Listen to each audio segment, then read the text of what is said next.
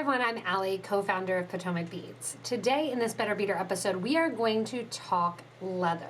Specifically, we're going to be talking about leather cord, some alternatives, what's real, what's not, what shape does it come in, and how it's manufactured and made. So that way you can make the most educated decisions on what type of leather or cording you want to use for your projects. I'm going to begin by talking about the sizes of leather. So there's different shapes and different sizes of leather when you're talking about leather cord. Most common is going to be the round leather cord, having it in 0.5 millimeter, which I would tell you is going to be really thin. Be careful with the 0.5 because it is a natural material and it can kind of snap. 1 millimeter, 2, 1.5, 2 millimeter, 2.5, 3 millimeter, kind of getting up there. And then also there's the flat leather as well. In the rounded leather, you're going to notice a lot of times that there's a difference in quality and quantity when it comes to price in the Greek versus the Indian leather. So I actually got to do a fair amount of research for this Better Beader episode and to find out more details that I wasn't really sure of. So going on Leather Cord USA, which is one of our vendors for some of the different leather that we carry, I got to find out a little bit about the difference between the Greek and the Indian leather and why the Greek leather feels a lot softer and a lot easier to use and a lot more malleable and kind of not as likely to be brittle and break as the Indian leather.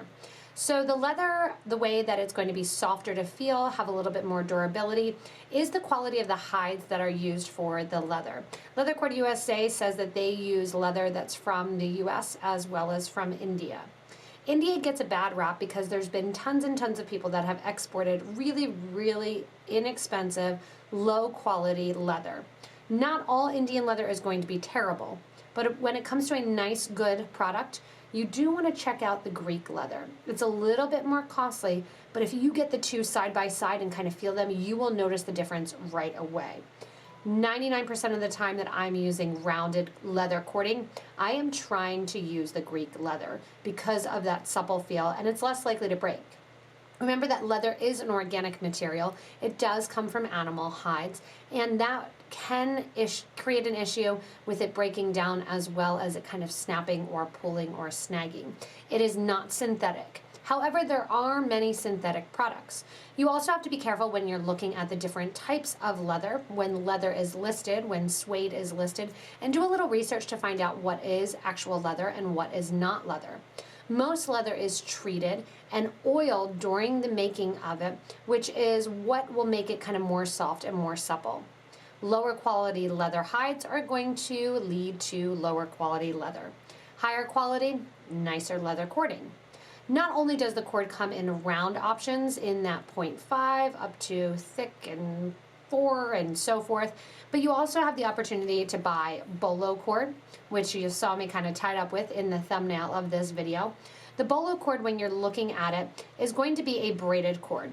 Usually bolo cord has a white fiber down the center of it. You kind of unpull it here and see.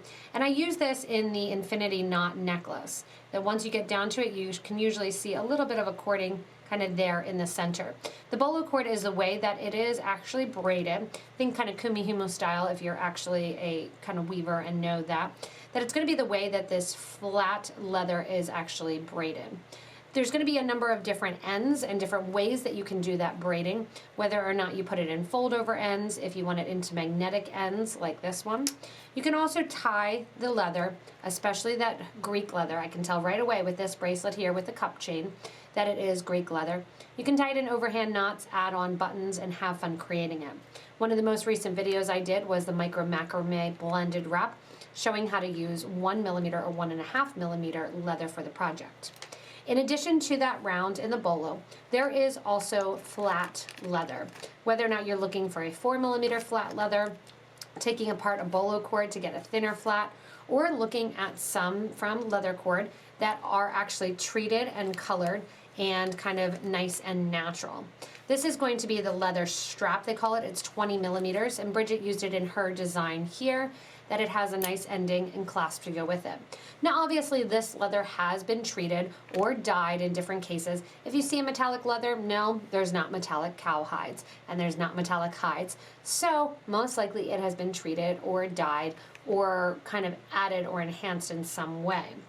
Not only is there the leather strap to the round, as well there is going to be actual kind of leather sheets. Think leather jackets, leather purses, leather shoes. Leather is everywhere.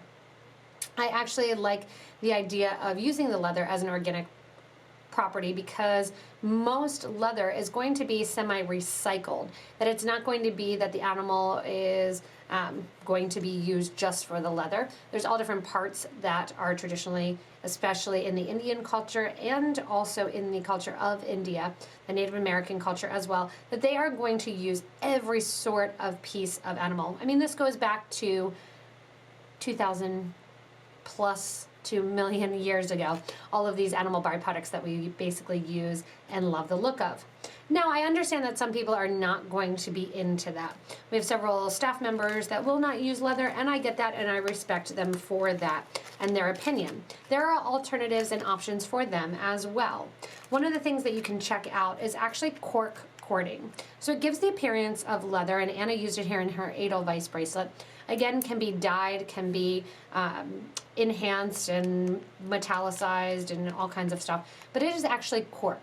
So this is going to be cork that is actually a flattened cord or a rounded cord to look like leather. The cork is a great alternative and in huge supply that you can get in and create lots of great things. There's actually a lot of great new products being made out of cork to kind of help that market. In addition, you want to keep in mind that a lot of times the ultra microfiber suede or the faux suede is going to be an option when it comes to that flattened leather. It's actually a really good quality, and suede, especially faux suede, like this flat cording, or even like the ultra suede, which is going to be a faux suede, it is actually pretty durable and washable. You can go in and it's going to maintain its different color. It's a microfiber piece of material that was created to look like leather without the leather. So that is the ultra suede kind of trademark, but keep in mind you can have that ultra microfiber or that faux suede. Just because it's fake doesn't mean it's a lower quality, it just means it's a different composite. It's a man-made cord. You're not getting that natural leather if you want that look or want to use that label. In addition to that, we have the art leather, and this again is going to be a man-made leather that you can use for the backing of your bead embroidery products as well as a number of different jewelry designs. And then you get funky and have fun with all of these different synthetic cords. They're made to look like snake skin, for example, of this one. They're made to be rounded, made to be flat. They give that leather or snake skin or different appearance around the cording, which gives you that natural look without going into that actual animal product. I know, again, some people are very animal product sensitive and are going to not want that. I personally love leather. I love to use leather, love the look of leather. And also another alternative is going to be some waxed linen cording if you want to work with that, which I did in the button necklace. However, 9 times out of 10, if you want to sell a piece, especially if you're using gemstones, you'll want to mark it as actual genuine leather. You can use the word genuine too when you're going in and creating the product, so that way there's no confusion, because sometimes leather can be used in a word that's not actually, and with a combination that's not actually leather. Kind of like I talked about when I talked about the word turquoise. It's also a color, not necessarily just a stone. When it comes to finishing off leather, I have a number of different videos, including the infinity knot video, that show how to use different types of cord ends. Whether or not it's a Takara cast hammered end that does a nice fold over and actually crimps.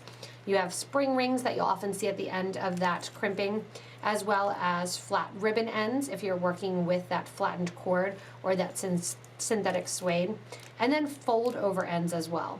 Remember, it is leather, it is natural, it can snap, and one of the easiest things to do with it, if possible, is just to tie a little loop in the design. Again, this is an older design that we did just with cup chain, wrapping it with that linen cording right around a doubled over 2.5 millimeter leather. An oldie but a goodie, and shows leather kind of in its finest, where you can see the leather the whole way, creating the base of the bracelet and used in its natural form. I love the look of leather with pearls. I love the look with leather with natural materials, like this bracelet that I did here with that mixed media and that mixed micro macrame design. There's often the times that you want to use beads along with your leather. Check out some of the different YouTube videos that we have in that YouTube link of Potomac Beads channel. You can go in and use the magnifying glass and look up leather. It'll give you all the videos that we used leather in and help you out with those products. It also shows how to put the ends onto leather, how to cut the leather, and then also keep in mind, if you are using leather, it is that natural material, and you may even want to use some leather wipes like you use on a couch, yes, leather wipes to keep your leather looking nice throughout time. Keep in mind, do a tiny small section, and if it is a faux suede or a faux leather, it may not exactly be the right oils to go on that product, so test a little end before you do that.